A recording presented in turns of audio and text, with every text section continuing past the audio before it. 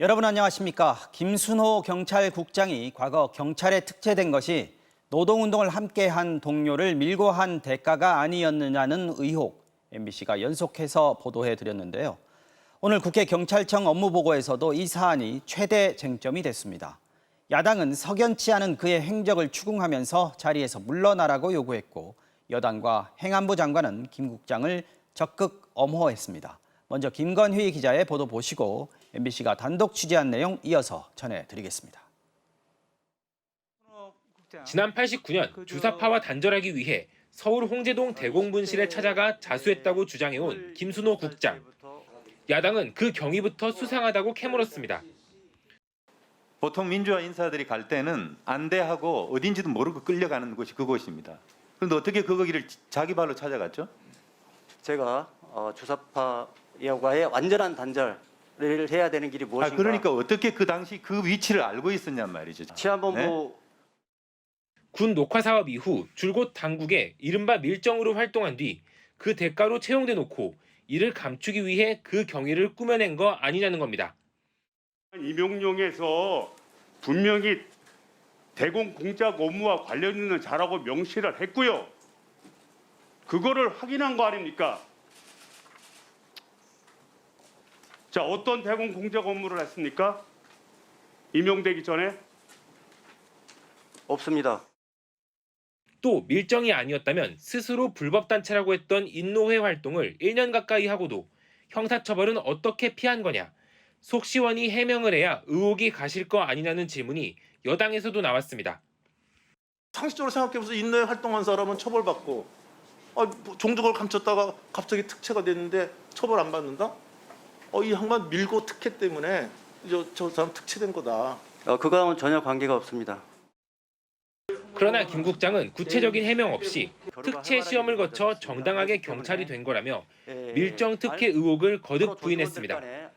야당에선 제기된 의혹만으로도 초대 경찰국장으로 부적절하다면서 스스로 자리에서 물러나거나 장관이 인사조치하라고 촉구했지만 이상민 행안부 장관은 거부했습니다.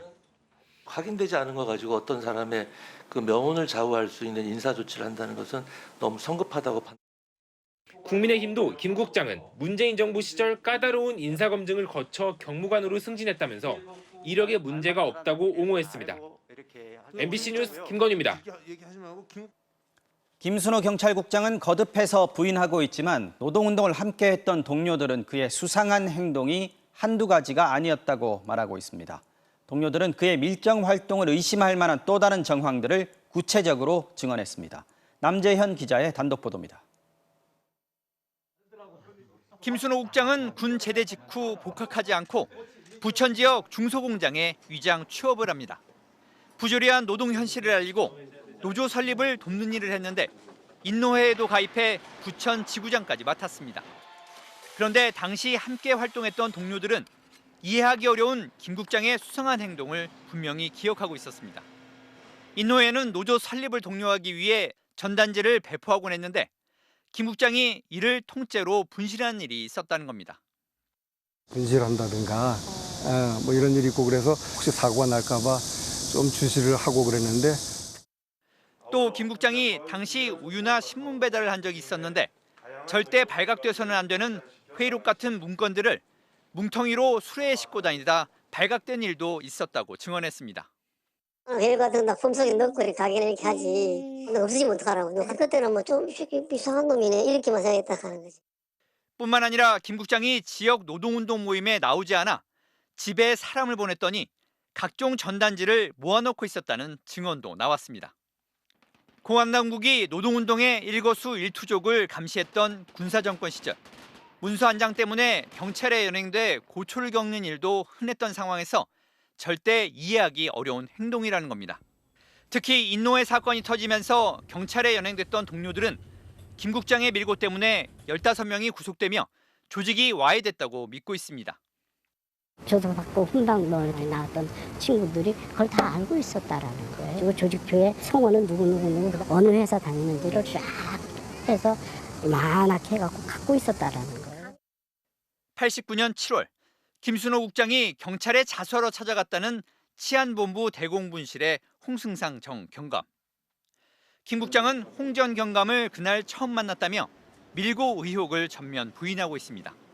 하지만 홍 전 경감은 이보다 6개월 전인 89년 1월부터 인노회 사건의 책임자로 인노회 회원들의 구속영장과 진술서에도 이름이 등장합니다.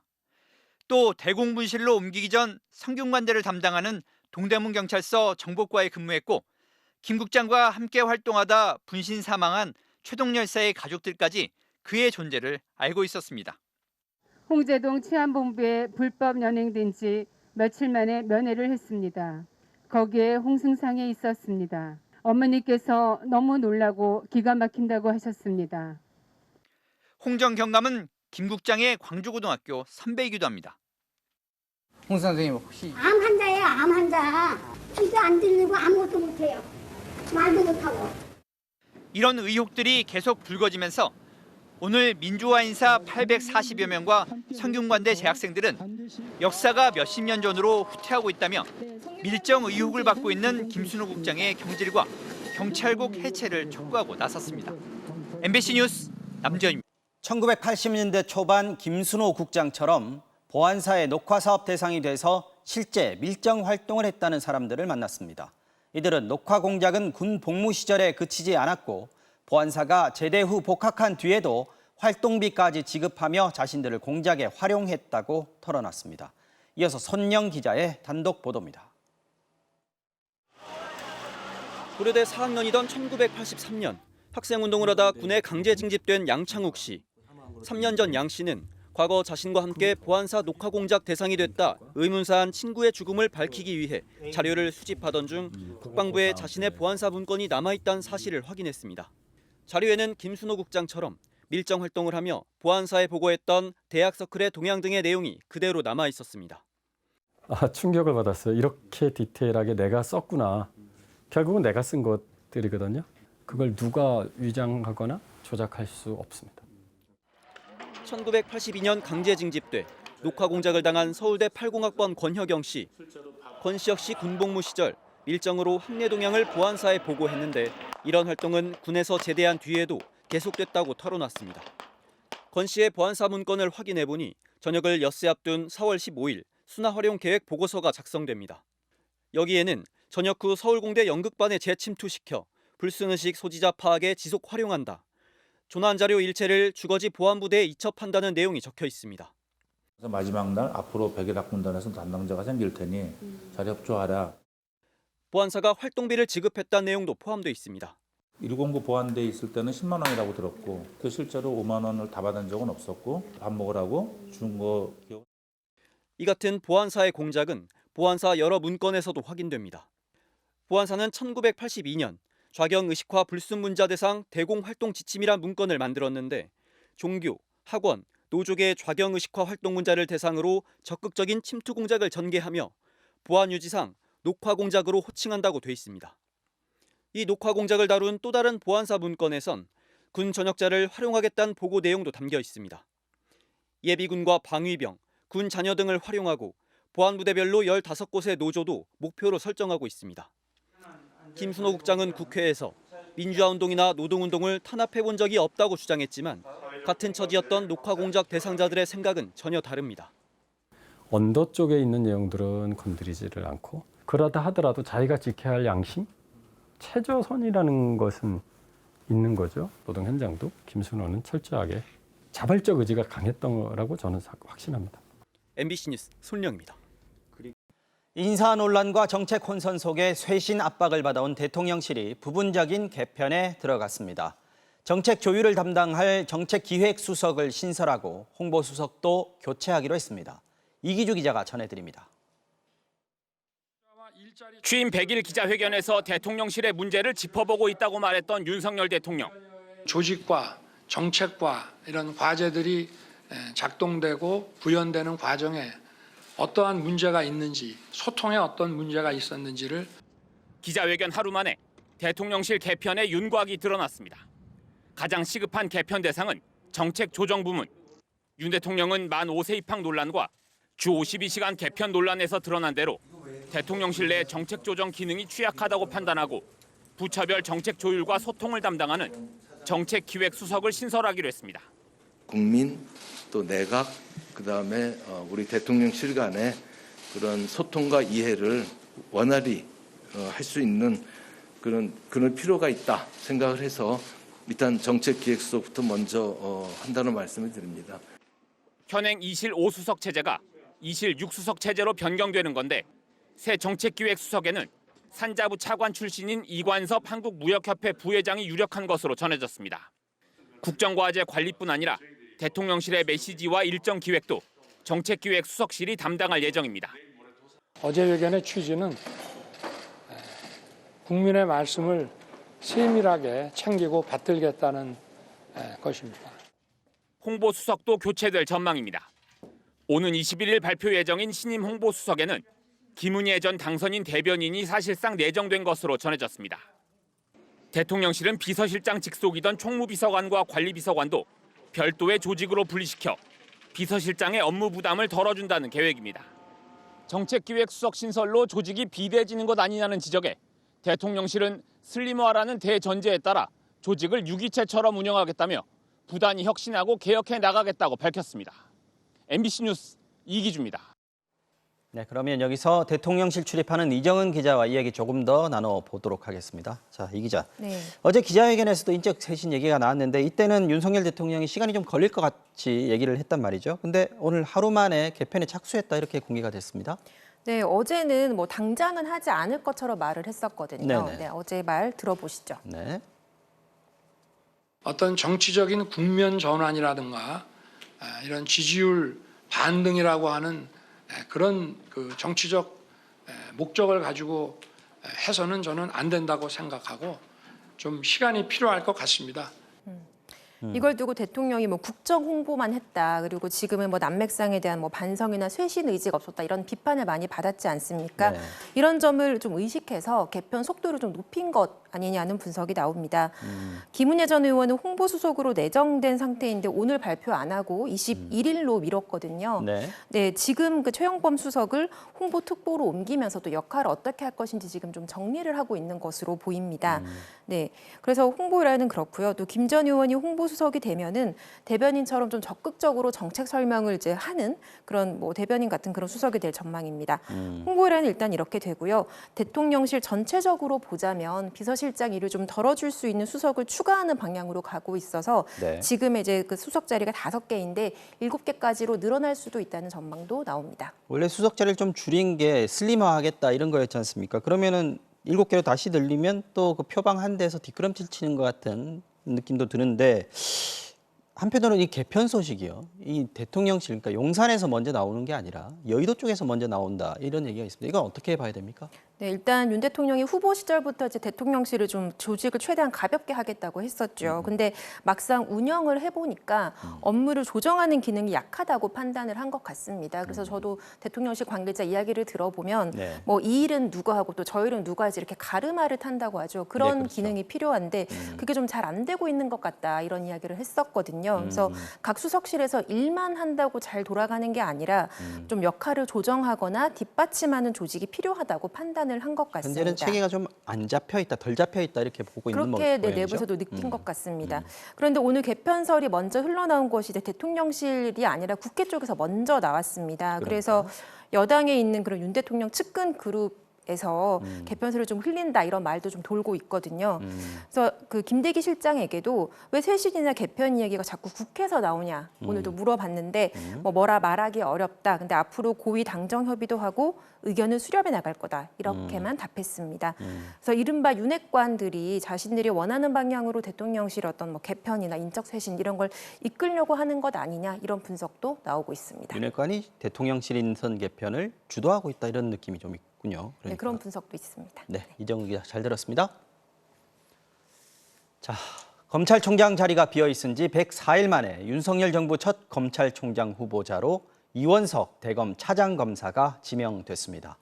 검찰 안팎에선 무난한 인선이라는 평가가 나오지만 한참을 돌고 돌아 결국은 윤석열 사단을 골랐다는 지적도 나옵니다. 손구민 기자의 보도입니다. 윤석열 정부 첫 검찰총장 후보로 지명된 이원석 대검 차장검사는 국민의 기본권 보호를 강조했습니다. 막중한 자리에 많이 부족한 사람입니다. 검찰 구성원 모두의 힘을 합쳐 국민의 기본권 보호에 모든 힘을 다 쏟도록 하겠습니다. 광주 출신으로 한동훈 법무부 장관과 사법연수원 동기인 이 검사는 대검찰청 중앙수사부를 거쳐 이른바 특수통검사의 길을 걸었습니다. 2016년 국정농단 사건 주임 검사로 박근혜 전 대통령을 직접 조사했고 2019년에는 요직인 대검 기획조정부장을 맡아 윤석열 당시 검찰총장을 보좌하며 윤석열 사단의 핵심으로 자리 잡았습니다. 그동안 검찰총장 직무를 대행해온 만큼 한동훈 장관이 검찰 인사를 주도했다는 이른바 총장 패싱 논란은 어느 정도 불식시킬 수 있게 됐습니다. 다만 104일 만에 결국 친윤 검사를 낙점한 걸 두고 다른 사람을 염두에 뒀다가 돌고 돌아온 것 같다는 뒷말도 나옵니다. 밖에서 염려하시는 것을 저희들이 충분히 잘 알고 있습니다. 이 가치를 소중하게 지키도록 노력하겠습니다. 이 후보자는 국회 인사청문회를 거쳐 이르면 다음 달 정식 임명될 전망입니다. 곧바로 수사권이 축소되는 검찰 조직을 추스리는 것이 당면 과제로 꼽힙니다. 또 친윤 총장 꼬리표를 단 채 전 정권을 향한 각종 수사를 공정성 논란 없이 마무리해야 하는 숙제도 안게 됐습니다. MBC 뉴스 손구민입니다.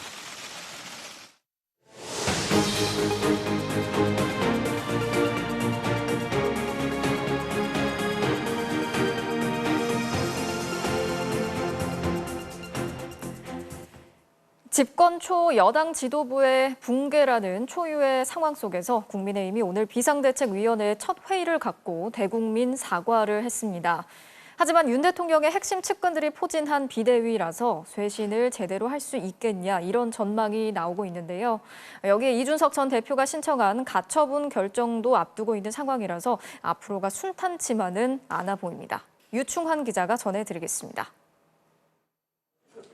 국민의힘 비상대책위원회의 첫 회의, 주호영 비대위원장은 당원과 국민들에게 사과한다고 밝혔고 비대위원들 전원이 고개를 숙였습니다. 또 갈등과 분열을 제대로 수습하지 못하고 법정까지 가게 된 일 모두 국민과 당원들께 진심으로 사과하고 반성하고 있다는 말씀을 드립니다. 국민 여러분께 경애. 집권 100일 만에 비대위 출범이라는 초유의 상황을 맞아 일단 자세를 낮춘 겁니다. 하지만 내부 총질 문자 공개 등으로 비대위 출범에 가장 큰 책임이 있다는 비판이 일고 있는 권성동 원내대표는 대통령실의 사적 채용 논란을 방어하며 강경한 입장을 이어갔습니다. 대선을 함께한 인사가 적법한 절차를 거쳐 임기 보장이 되지 않는 별정직으로 일하고 있는 것입니다. 이것이 어떻게 사사로운 채용이라고 할 수 있겠습니까? 여기에 검찰 수사관 출신으로 아들이 대통령실 6급 직원으로 근무하고 있는 주기환 전 광주시장 후보까지 비대위에 합류하면서 윤핵관 비대위 논란은 계속되고 있습니다. 민심의 무서움과 이 자리의 무게감을 뼈저리게 공감하기에 지금 여기 있다는 사실만으로도 무거운 책임감을 느낍니다. 이해충돌 논란이 일었던 박덕흠 의원의 사무총장 내정은 취소됐습니다. 대신 2009년 용산 참사 진압을 지휘한 김석기 의원이 임명됐습니다. 국민의힘 비대위는 앞으로 전당대회 시기와 당 혁신 방안 논의에 집중할 계획입니다.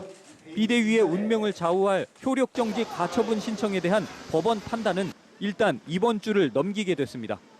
서울 남부지법은 신중한 사건 검토를 위해 상당한 시간이 소요돼 이번 주 내 결정은 어렵다고 밝혔습니다. 비대위 지도부는 가처분 신청이 인용될 가능성은 없다고 자신하고 있지만 일단 법원의 결정이 나올 때까진 적극적인 행보는 힘들어 보입니다. MBC 뉴스 유충환입니다. 이준석 전 대표는 오늘도 윤석열 대통령을 향한 공격을 이어갔습니다. 박근혜 전 대통령의 과거 발언을 소환해서 국민도 속고 저도 속았다라고까지 말했는데요. 당 내에선 선당 후사를 내세웠던 이준석 대표가 내로남불을 하고 있다면서 자제를 촉구하는 목소리도 이어졌습니다. 구민지 기자가 취재했습니다. 이준석 전 대표는 오늘도 윤석열 대통령을 향한 공격을 멈추지 않았습니다.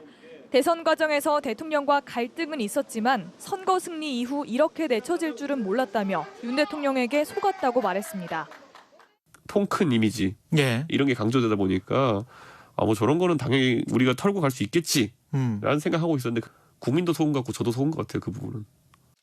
이명박 정부 시절인 지난 2008년 총선 당시 친박 인사들이 공천에서 대거 탈락하자 박근혜 전 대통령이 저도 국민도 속았다고 말한 걸 인용하며 지금의 상황을 이른바 공천 학살에 비유한 겁니다.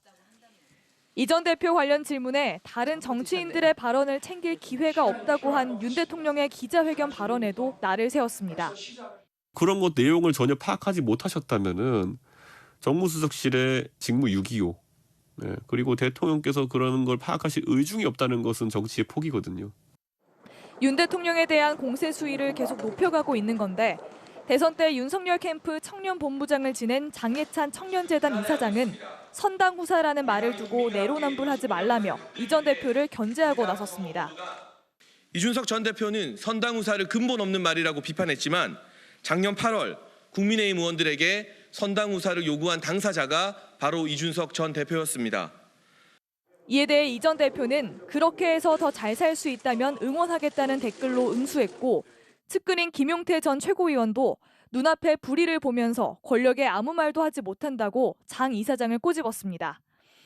이 전 대표의 장외 여론전은 당분간 계속될 걸로 보이는데 이를 둘러싼 파장이 당내 청년 정치인들 사이 공방으로까지 확산되는 모양새입니다. MBC 뉴스 구민지입니다. 지난주 중부지방 집중호우 첫날이었죠. 윤석열 대통령이 자택에서 전화로 대책을 지시해서 논란이 됐었는데요. 오늘 국회에서는 대통령실 참모들 그리고 재난대응 주무장관인 이상민 행안부 장관의 당일 행적에 대해서도 질타가 이어졌습니다. 야당은 폭우가 쏟아지던 상황에서 저녁자리, 술자리를 가졌다면서 비판했고 당사자들은 대응에는 문제가 없었다면서 맞서고 나섰습니다. 김재경 기자가 취재했습니다. 수도권에 폭우가 쏟아지면서 사망자까지 나온 지난 8일 저녁. 대통령실 김대기 비서실장과 최영범 홍보수석이 폭우가 내리던 그 시점에 호우 대응 대신 술자리에 있었다는 의혹이 제기됐습니다. 오후 4시에 아수라장이 됐습니다. 이 상황인데 비서실장하고 홍보수석 몇 분이서 이렇게 기자들하고 저녁에 만찬도 하고 술자리도 가졌다는 거예요.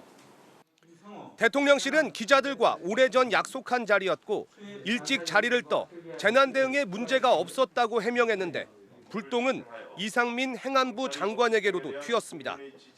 민주당은 이상민 장관도 8일 군산에서 열린 행사에 참석해 저녁 식사까지 한 뒤 밤 10시가 넘어 상황실에 복귀한 걸 문제 삼았습니다. 이렇게 폭우가 예상된다고 각 부처에 지시를 내려놓고 본인은 4시에 군산을 가는 거예요. 만찬 장소에 막걸리 들어갔잖아요. 전 기억이 없습니다. 전 마시지 않았습니다. 건배까지 했잖아요. 전 안 마셨습니다. 또 폭우 피해를 제때 보고했는데도 대통령이 퇴근했냐고 몰아세우자 이 장관은 보고에 문제가 없었다면서도 첫 통화는 대통령 퇴근 이후였다고 답했습니다. 제가 대통령님하고 첫 통화를 했을 때는요. 대통령께서 이미 퇴근해서 사저에 계신 상황이었습니다. 야당은 인명피해까지 생긴 부실 대응에 대해 대통령도 사과한 만큼 주무장관도 사과하라고 요구했지만 이 장관은 생각해보겠다며 거부했습니다. 지금 재난 수습 중인 상황에서 제가 사과를 하면 지금 무려 열흘씩 잠 한 소금 못 자고 일하는 공직자들이 얼마나 낙심감이 크겠습니까? 국민의힘도 정부는 피해 복구를 위해 최선을 다하고 있다며 야당은 꼬투리 잡기, 흠집 내기를 중단하라고 맞받았습니다. MBC 뉴스 김재경입니다. 일제 강제동원 피해자들의 배상을 위해서 일본 전범 기업의 재산을 매각하는 재판의 최종 결정이 곧 내려지는데요. 결정을 앞두고 외교부가 대법원에 보냈던 의견서의 내용이 공개가 됐습니다. 외교부가 사실상 전범 기업의 입장과 같이 판결을 보류해달라고 요청했다는 반발이 거센 상황인데 이에 대해 박진 외교장관은 재판에 영향을 미치려고 한 건 아니라고 설명했습니다. 엄지인 기자가 이 소식 전해드리겠습니다. 강제 동원 피해자들에 대한 배상을 거부하고 있는 일본 기업의 재산 매각을 시작할지 4년을 끌어온 재산 매각의 최종 결정이 다가온 가운데 결정을 앞둔 대법원에 보낸 외교부의 의견서가 공개됐습니다. 피해자 지원단체가 열람한 의견서에서 외교부는 새 정부 출범 이후 합리적인 해결 방안을 모색하기 위해 긴밀한 외교 협의를 지속해 나가고 있다며 다각적인 외교 노력을 경주하고 있다는 점을 충분히 고려해 달라고 썼습니다. 이 의견서는 지난달 26일 제출됐고 피해자 단체들은 이에 반발해 강제동원 해법을 모색하는 민관협의회 참여를 거부한 바 있습니다. 피해자 측은 판결을 보류해 달라는 사실상 일본 전범기업과 같은 주장이라고 비판했습니다. 일본과 외교적 협의 노력을 강조를 했지만 일본으로부터 그 어떠한 화답을 듣고 있지를 못합니다. 미동조차도 없습니다. 실제로 당사자인 미쓰비시 중공업은 해결 방안이 확정될 때까지 판단을 보류해달라는 취지의 서류를 재판부에 제출했습니다. 국회에서도 의견서에 대한 질의가 이어지자 박진 외교부 장관은 판결에 영향을 미치거나 관여할 의사는 전혀 없다고 설명했습니다. 한일 관계 개선을 통해서 바람직한 해결 방안이 현금화하기 이전에 이루어지기 위해서 노력을 하고 있다는 그 내용을 대법원에 저희들이 말씀을 드린 겁니다. 윤석열 대통령도 취임 100일 기자회견에서 일본의 주권 문제 충돌 없이 피해자들이 보상을 받을 방안을 강구하고 있다고 밝혔습니다. 하지만 최소한 일본 기업의 사과를 바라는 피해자들에 비해 일본 측은 한국이 해결책을 먼저 내놔야 한다는 입장 이외에 사과를 고려하는 움직임은 아직 보이지 않고 있습니다. MBC 뉴스 엄지인입니다.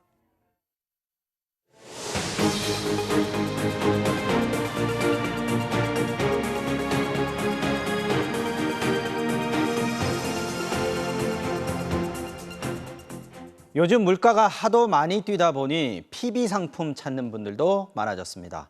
프라이빗 브랜드, 대형 유통업체들이 만든 자체 브랜드 상품들입니다. 값은 일반 제품들보다 확실히 싼데 품질은 어떨까요? 대표적인 PB 상품인 우유와 라면의 성분을 저희가 비교해봤습니다. 반값 PB 상품의 비밀을 지금부터 보여드립니다. 김하영 기자입니다. 이마트에 자체 브랜드 상품을 파는 노브랜드 매장. 물티슈 100장이 800원, 라면 5봉지가 1,980원입니다. 다른 제품들보다 쌉니다. 그래서 고물가 시대에 판매도 늘었습니다. 올해 상반기 매출이 1년 전보다 5.2% 늘었습니다. 진짜 새삼 물가가 많이 올랐구나 싶어요. 제 주변은 처음부터 인식이 좋았어요. 주머니 사정에서 10%, 20% 정도 도움이 되는 것 같아요. 품질은 어떨까? 이마트에서 파는 우유 3종류. 브랜드는 다 다르지만 모두 매일 유업 한 곳에서 만듭니다. 가격은 다 다릅니다. 매일 우유는 2,610원, 피코크 우유는 2,080원, 노브랜드 우유는 1,980원입니다. 성분표를 비교해봤습니다. 매일 우유와 피코크 우유는 100ml에 지방이 3.6g이고 노브랜드 우유는 3g입니다. 취향에 맞춰 지방 함량만 조금 다를 뿐 나머지는 똑같습니다. 아무래도 가격을 비교해보고 저렴하면 괜찮다 싶어서 몇 번 사봤어요. 제가 예민한 편이 아니라서 그런지 모르겠는데 아주 큰 차이는 없다고 생각을 하고. 라면은 어떨까? 노브랜드의 라면 한 그릇과 팔도의 틈새 라면. 둘 다 팔도가 만드는데 틈새 라면은 5개들이 한 봉지에 3,680원, 라면 한 그릇은 1,980원입니다. 우유와 달리 라면은 품질도 차이가 있습니다. 틈새 라면이 스프 한 봉지가 더 들어있고 원료도 좀 더 좋은 걸 쓴다고 합니다. 매일유업이나 팔도 같은 제조사들은 왜 자사 제품을 노브랜드에 공급할까? 우선 재고를 소진할 수 있습니다. 우유가 남아돌 때 분유로 만들어 보관하느니 차라리 PB 상품으로 납품하는 게 더 이득입니다. 대형 유통업체와의 관계도 고려합니다. 상품을 많이 사주니 납품 요구를 거절하기 어렵습니다. 그럴 때는 주력 상품과 겹치지 않는 제품들을 납품하기도 합니다. 메인 브랜드랑 겹치지 않으면서도 저희가 어떻게 보면 생산 시설을 좀 최대한 효율적으로 가동하기 위해서 저희가 하는 부분도 있고. 고물가 시대, PB 상품은 유통사는 물론 제조사와 소비자 모두에게 중요한 전략입니다. 하지만 좋은 점만 있는 건 아닙니다. 업계 1등도 아니고 PB에 납품도 못하는 작은 기업 제품들의 설 자리는 좁아지고 있습니다. PB 제품들에 밀려 진열대 상품 종류가 줄어들면 소비자의 선택권도 좁아질 수 있습니다. MBC 뉴스 김하영입니다. 영국은 유례 없는 고물가 속에서 특히 식료품 가격이 폭등했는데요. 여기에 러시아가 천연가스 공급을 줄이는 바람에 에너지 가격까지 치솟았습니다. 그래서 당장 올겨울 영국 사람들은 빵이냐 난방이냐를 선택해야 할 거라는 암울한 전망이 나오고 있습니다. 정영훈 기자가 전해드립니다. 올라도 너무 올랐다. 에너지 요금 폭등에 참다 못한 영국민들이 거리로 몰려나왔습니다. 아예 전기와 가스 요금 납부를 거부하는 서명에 동참한 인원만 17만 명에 이릅니다. 영국 가구당 에너지 연간 최대 부담액은 1,971파운드로 우리 돈 313만 원. 지난해보다 50% 넘게 올랐습니다. 내년에는 더 올라 4,266파운드, 우리 돈으로 700만 원에 육박할 거라는 전망도 나왔습니다. 영국의 소비자 물가는 10.1% 올라서 40년 만에 10%대에 진입했습니다. 빵과 계란, 베이컨 같은 식료품은 많게는 40% 넘게 폭등해 서민들을 더욱 옥죄고 있습니다.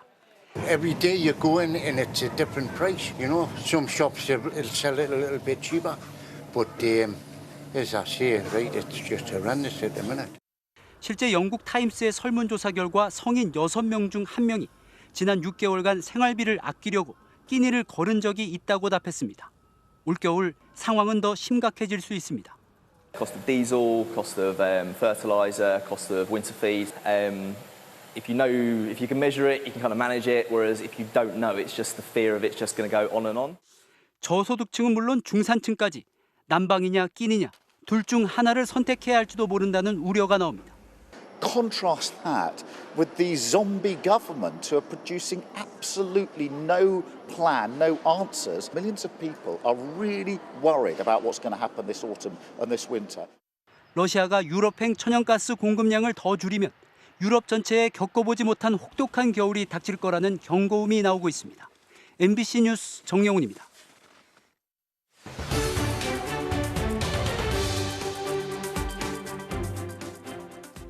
전국적으로 큰 비가 오기도 했지만 올여름 참 덥습니다. 이렇게 뜨거운 날씨에 산업 현장에서 일하다 온열 질환으로 숨진 노동자가 올해 벌써 6명입니다.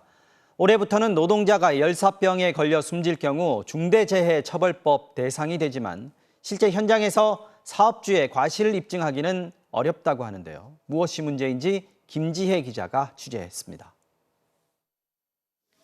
30도가 넘는 한낮 무더위 속 오피스텔 신축 공사가 한창입니다. 햇볕은 강하게 내리쬐는데 바람이 불지 않아 서 있기만 해도 땀이 줄줄 흐릅니다. 대형 선풍기 2세대가 쉴 새 없이 돌아가고 있지만 더위를 식히기에는 역부족입니다. 그나마 이 현장에선 기온이 33도를 넘어가면 작업을 잠시 중단하지만 그러지 못하는 소규모 공사 현장도 많습니다. 공정이 늦어진다. 그러면 하루에 0.1%나 0.2%도 위약금을 물어야 되고 그래서 날짜를 맞추기 위해서 일을 해야 돼요. 쉬지를 못해. 올 여름 전국의 산업 현장에서 열사병 등 온열 질환으로 숨진 것으로 추정되는 노동자는 모두 6명. 이 가운데 5명은 야외에서 일하는 건설 현장 노동자였습니다. 대전 지역에 올해 첫 폭염 경보가 내려진 지난달 4일. 한 빌딩 공사 현장에서 50대 노동자가 콘크리트 타설 작업 도중 숨졌습니다. 국과수 부검 결과 숨진 남성의 체온은 41도, 열사병이 사인이었습니다. 콘크리트 자체에서 결함을 하나 놓으면 반숙이 될 정도로 열이 발생해요. 어떤 건 고열이 70도까지 올라오거든요. 올해부터는 중대재해처벌법에 따라 사업장에서 열사병으로 노동자가 숨지거나 3명 이상이 열사병에 걸릴 경우 경영 책임자가 처벌을 받을 수 있습니다. 하지만 모호한 기준 때문에 사업주에게 책임을 물리는 게 쉽지는 않습니다. 산업안전규칙에는 작업장의 적정 온도에 대한 명확한 기준 없이 휴게시설 설치나 물과 휴식시간 제공 정도만 명시하고 있기 때문입니다. 그래서 보다 구체적으로 법을 개정해야 한다는 목소리가 커지고 있습니다. 강제성이 없다는 문제가 하나 있고 그것도 이제 기상청에서 발표하는 체감 온도를 기준으로 하고 있기 때문에 실제 현장에서 온도와 차이가 많이 납니다. 전문가들은 용광로 같은 실내 작업까지 포함해 더위와 싸우는 노동 환경에 대한 전반적인 실태 점검과 개선이 시급하다고 지적하고 있습니다. MBC 뉴스 김지혜입니다.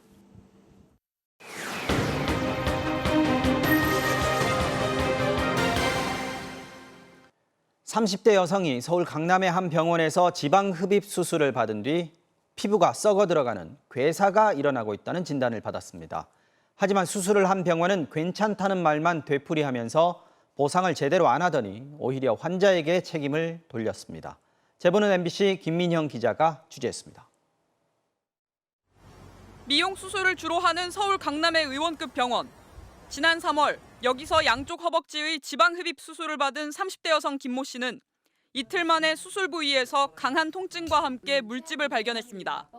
서로 이렇게 닿기만 해도 아프고 흔들리기도 하고 따갑기도 하고 앉는 거나 엄두도 못 내고. 처음에는 단순히 살이 쓸렸다고 말하던 병원은 며칠 뒤에는 수술 부위의 고인 물질을 빼내면서도 큰 문제는 없다고 말했습니다. 장액종이라고 하더라고요. 보자마자 바로 손으로 다 터뜨리고 쥐어짰어요. 하지만 2, 3일에 한 번꼴로 진료를 받아도 통증은 점점 더 심해졌습니다. 참다 못해 보름쯤 뒤 찾아간 화상 전문 병원에서 내린 진단은 엉덩이와 다리의 2도 화상. 그럼에도 수술을 한 병원은 피부가 괴사되지는 않았다며 여전히 괜찮다는 말만 반복했습니다. 회복은 무조건 돼요. 될 거예요. 아직 괴사 정도까지는 아니에요. 그런데 다음 날 찾아간 종합병원과 또 다른 대학병원은 이미 피부가 괴사되고 감염까지 됐다는 충격적인 소견을 내놨습니다. 아 이거 괴사인데 거기서는 뭐라고 하는 거냐고. 골든타임 다 놓쳤고 지금 바로 수술을 해야지 이게 아니면 더 깊이 파고든다고. 이후 응급수술에 3주 이상 입원 치료를 받으며 들어간 비용은 2천만 원가량. 끝내 잘못을 인정하지 않은 병원이 제시한 건 치료비를 다 보상받을 수 있을지도 알 수 없는 배상책임보험이 전부였습니다.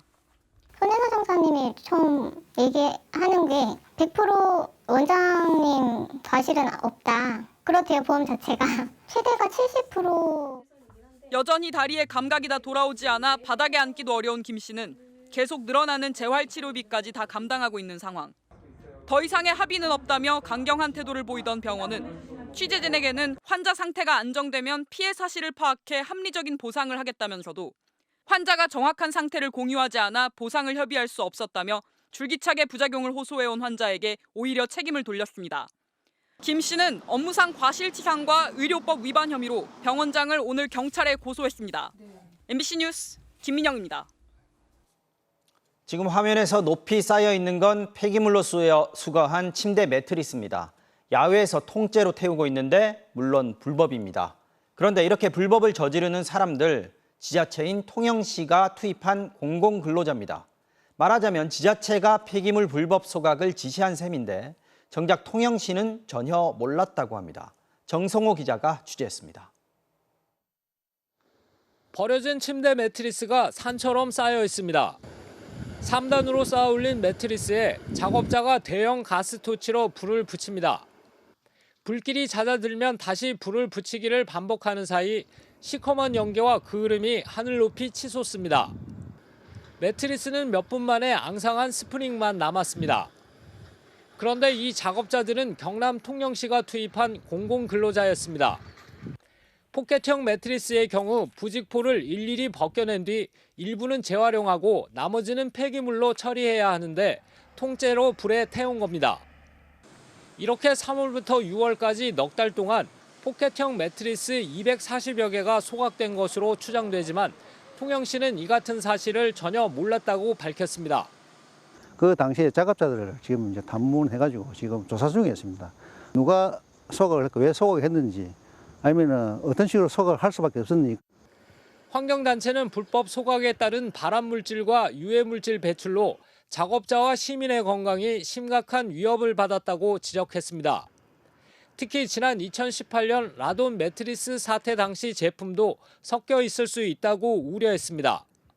지시가 있었는지 이런 것들도 명명백백하게 밝혀서 철두철미하게 관리하지 못한 통영시가 시민들 앞에 사과를 해야 되는 건 아닌가. 통영시는 인력 증원과 작업 여건 개선, 외주업체 위탁 등 불법 소각이 재발하지 않도록 여러 방안을 검토하고 있다고 밝혔습니다.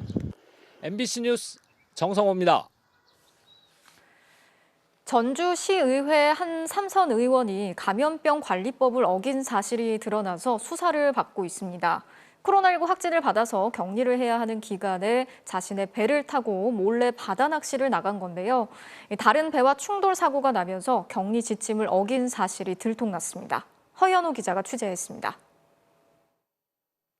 지난달 27일 낮 12시 45분쯤 전북 부안 앞바다에서 9톤 선박과 레저용 보트가 충돌했습니다. 레저용 보트에 타고 있던 남성은 치료를 위해 인근 보건지소로 옮겨졌는데 코로나19 확진 판정을 받아 자가격리 기간이었던 것으로 확인됐습니다. 사고 내용을 확인하는 중에 진술을 받는 과정에서 보건소에서 그 사람 격리 중인 확진자다라고 통보를 받은 거죠. 자가격리 마지막 날 격리지를 벗어나 낚시를 하러 갔던 이 남성. 알고 보니 전주시의회 삼선 시의원인 더불어민주당 박형배 의원이었습니다. 박 의원은 이곳 격포항에서 본인 소유의 배를 몰고 나가 이곳에서 16km 떨어진 위도 해상에서 사고를 당한 것으로 전해졌습니다. 박 의원은 잘못을 시인하고 반성한다며 다만 자신이 확진자라는 사실을 조사 당시 해경에 알렸다고 주장했습니다. 또 사고 전후 직접 접촉한 사람은 없었고 사고 당일 외에는 자택을 벗어나지 않았다고 해명했습니다. 문제 되겠냐 그런 안상 때문에 나간 거고요. 어찌됐든 잘못된 판단으로 숨겨주셔서 죄송합니다. 성실히 조사 임하겠고 처벌까지도 내려준다면 좀 달기보겠습니다. 전주시 보건소로부터 수사 의뢰를 받은 경찰은 박 의원을 감염병관리법 위반으로 입건해 수사하고 있습니다.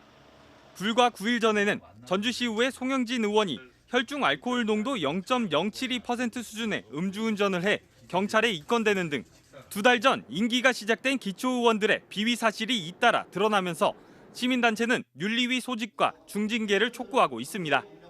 MBC 뉴스 허연호입니다.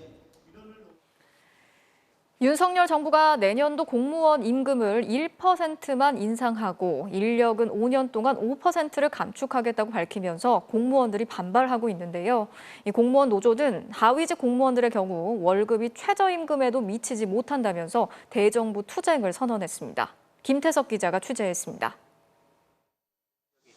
경남 창원시 8급 공무원 백초록 주무관이 치매가 있는 독거 노인을 찾아 쌀과 생필품을 전달하고 안부를 묻습니다. 담당하는 독거 노인만 1,000명이 넘는 백 주무관의 월급 실수령액은 180만 원 정도.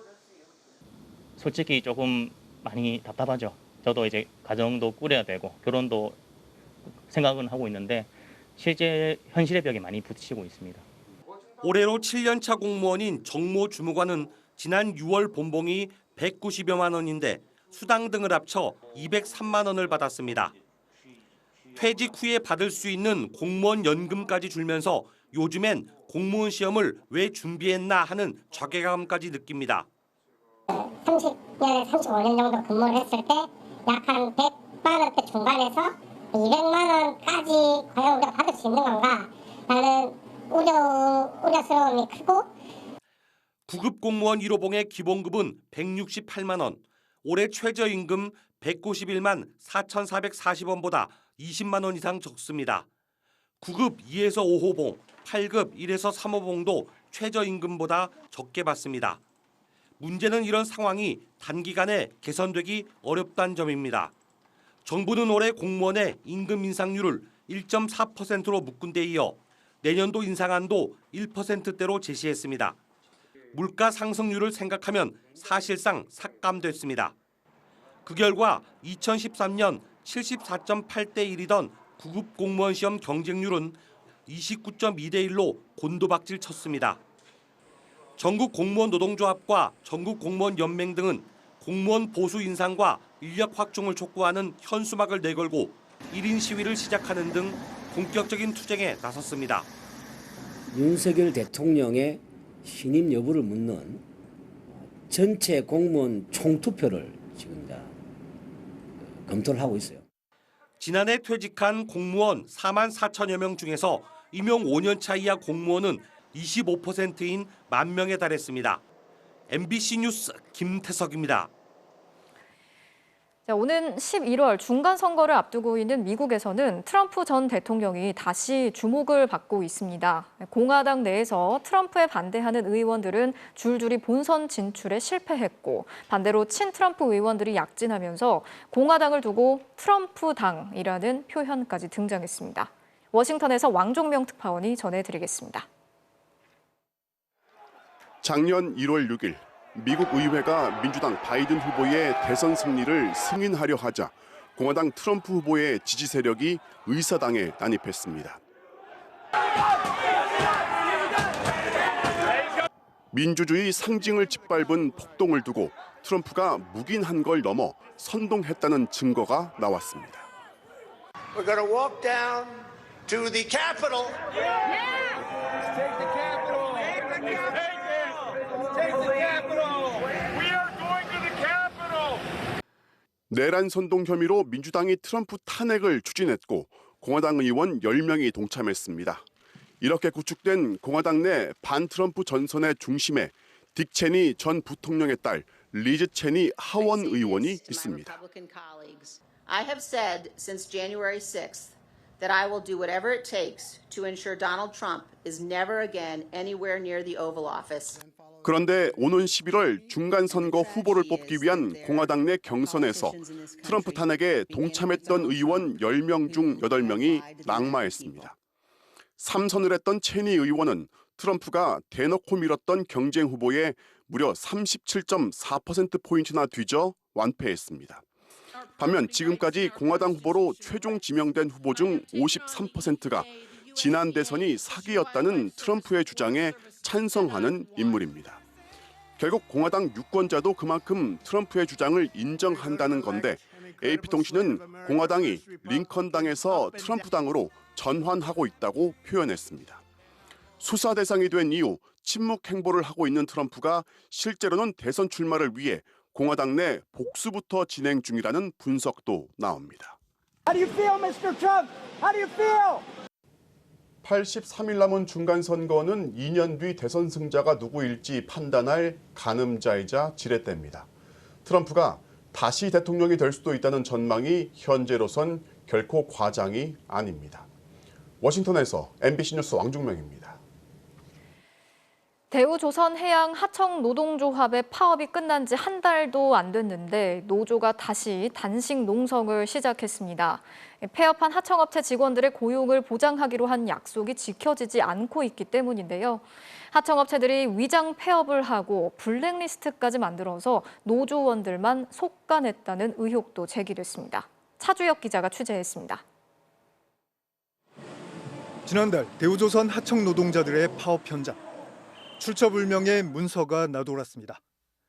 거제 시민의 눈물이라는 한 장짜리 문서에 하청업체 6곳에 폐업 계획이 나와 있습니다. 폐업 이후 고용 승계 계획까지 적혀 있습니다. 노조원이 없는 2개 업체는 전원 고용 승계. 직원 120명 중 72명이 조합원인 업체는 전 직원 실직, 회사 공중분해라고 적혀 있습니다. 노조원이 있는 다른 3개 업체도 승계 여부 불투명, 공중분해 예상이라고 적혀 있습니다. 이 문서는 파업이 끝난 뒤 현실이 됐습니다. 파업이 타결된 지 한 달이 지났지만 하청업체 2곳 노동자 42명은 여전히 실직 상태입니다. 합의서 문구로만 해석하면은 정확하게 최대한 노력한다, 고용 승계를 위해서 이렇습니다. 그러나 내용적으로 합의 정신과 합의 내용은 고용 승계를 반드시 한다라는 내용이 담보되어 있습니다. 다시 취업하고 싶으면 노조를 탈퇴하라는 요구도 나왔다고 합니다. 노조 탈퇴하면 이력서를 넣어라, 이런 식으로. 우리가 지금 인력이 필요한데 몇 명이 필요한데 그 노조 탈퇴했나, 탈퇴했으면 넣고 아니면 자기들이 곤란하다. 노조는 블랙리스트가 다른 조선소들에게도 공유됐다고 보고 있습니다. 타 업체 삼성중공업이라든지 대우조선 안에서도 출신은 받지 마라. 조선업계의 하청업체들은 말만 하청업체지 사실상 실체가 없는 인력 공급소와 다르지 않습니다. 이러니 노조원들을 속가내기 위해 위장 폐업했다는 의혹도 나옵니다. 우리 전 대표 같은 경우에는 여기 폐업하고 다른 쪽에 고성 쪽에 가가지고 지금 똑같은 업을 하고 있습니다. 이럴 때는 이게 진짜 폐업이라고는 볼 수 없다고 생각합니다. 화청업체 노동자들은 오늘부터 국회 앞에서 무기한 단식에 들어갔습니다. MBC 뉴스 차주혁입니다. 130여 년 전 조선 말기에 만들어진 명품 해시계가 수십 년 동안 해외를 떠돌다가 고국으로 돌아왔습니다.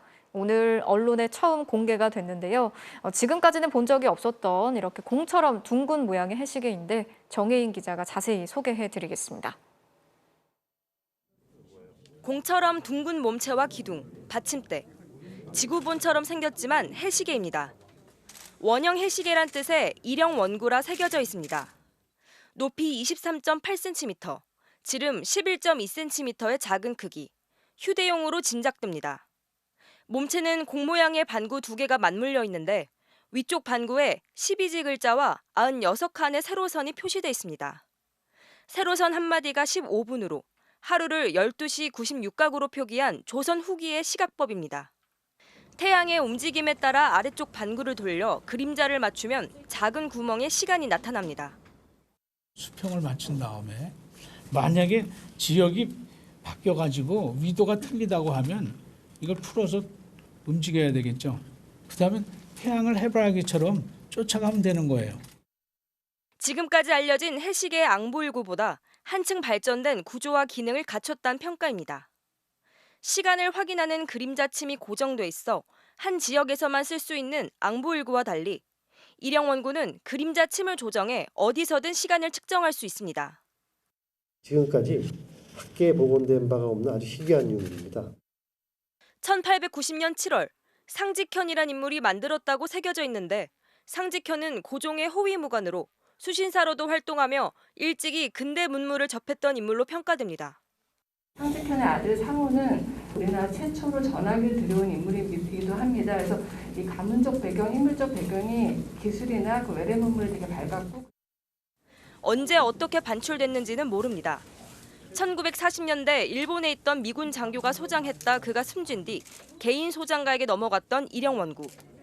그렇게 수십 년을 해외에서 떠돌다 지난 3월 해외 경매에 나온 것을 정부가 환수했고 비로소 고국에 돌아올 수 있었습니다. MBC 뉴스 정혜인입니다. 수원FC의 지소연 선수가 국내 리그 데뷔전에서 데뷔골을 터뜨렸습니다. 오늘 관중 입장료도 모두 부담했다는데 이제 국내 여자 축구도 인기몰이가 가능할까요? 송기성 기자입니다. 지메시 지소연의 리그 데뷔전을 보기 위해 경기 시작 2시간 전부터 팬들이 몰렸습니다. 구단 용품점에도 오랜만에 활기가 넘쳤습니다. 지소연 선수 보고 싶어서 빨리 왔어요. 마지막 시즌 그 훈련복을 지소연 선수가 직접 사인해 주셨는데 이제 오늘 이것까지 하면 이승우 유니폼을 입은 어린이 팬까지 아버님. 유니폼 대신 축구공을 품에 안고 좋아하는 인기 캐릭터 빵도 선물로 받았습니다. 일본 열성 팬도 의미 있는 순간을 함께했습니다. 일본에 있었을 때, 계셨을 때는 2012년부터 팬이에요. 너무 좋아가지고 꿈만 같아요. 이런 팬들에게 감사의 마음을 담아 오늘 입장료는 모두 지소연이 부담했습니다. WK리그 데뷔하게 돼서 굉장히 설레고 굉장히 벅차기도 한데요. 오늘 많은 분들이 경기장에 찾아와 주셔서 응원도 해주시고 또 한층 탄탄해진 수원FC 팀을 보여드리겠습니다. 그리고 경기가 시작되자 자신을 연호하는 팬들에게 최고의 순간을 선사했습니다. 전반 26분 번뜩이는 왼발로 멋진 리그 데뷔골을 뽑아냈습니다. 통큰 팬 서비스에 이은 환상적인 경기력. 무더위에 경기장을 찾은 팬들에게도 잊지 못할 순간으로 남았습니다. MBC 뉴스 송기성입니다. 좀처럼 보기 드문 벽에 박히고 땅에 박힌 야구공 이야기로 투플레이 출발합니다. 마이너리그 경기입니다. 멀리 뻗어나가는 타구. 그런데 공이 사라졌어요. 공이 담장에 박혔습니다. 아니, 양궁도 아니고 반역의 명중한 화살처럼 그대로 박혔어요. 타자는 이미 3루에 도착했지만 이런 경우 2루타로 인정되다 보니 어쩔 수 없이 발길을 돌려야겠죠. 수비도 공을 꺼내보려다 담장만 더 망가졌네요. 이 선수보다 더 억울한 선수도 있습니다. 파울인 것 같은 상황인데 포수가 바로 공을 집어서 태그아웃 시킵니다.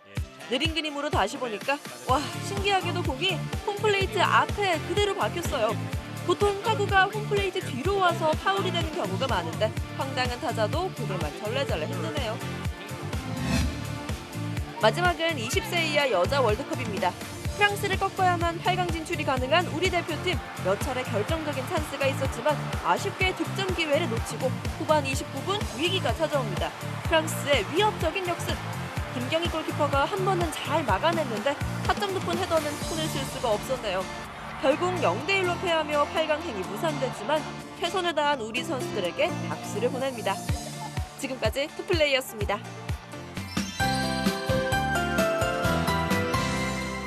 내일 출근길에는 흐리기만 하지만 오후부터는 북서쪽에서 차고 건조한 공기를 머금은 비구름이 다가옵니다. 이 비구름이 전국을 차례로 훑고 지나갈 텐데요. 서울 등 중부지방은 점심시간 이후로 비가 시작돼 모레 새벽까지 집중되겠고 남부지방과 영동지방은 주로 모레 새벽과 낮 사이에 내리겠습니다. 연일 이어지는 비 소식에 좀처럼 마음 놓기가 어려웠는데요. 내일은 내리는 양이나 강도가 지난번 집중호우처럼 심하지 않습니다. 예상되는 비의 양은 경기 동부와 영서, 충청과 전북의 최고 70mm, 서울 등 그 밖의 지방의 5에서 50mm가량인데요. 다만 경기 동부와 영서 지방은 벼락과 돌풍을 동반할 수 있겠고 주말에는 날이 점차 개겠습니다. 내일은 전국의 하늘 대체로 흐리겠고요. 중부 서해안과 강원 산지는 바람이 강하겠습니다. 또 아침에 충청 과 남부지방은 안개가 짙어지겠습니다. 서울 등 내륙 지방의 최저 기온은 25도를 밑돌 텐데요. 제주는 27도로 열대야가 나타납니다. 낮 최고 기온은 서울 28도로 오늘보다 낮겠고 폭염주의보가 내려진 대구는 33도까지 오르겠습니다. 더위를 처분한다는 절기 처서인 다음 주 화요일에 비 가운데에는 아침 기온이 조금씩 낮아질 전망입니다. 날씨였습니다. 목요일 뉴스데스크 마치겠습니다. 오늘도 함께해 주신 여러분 고맙습니다.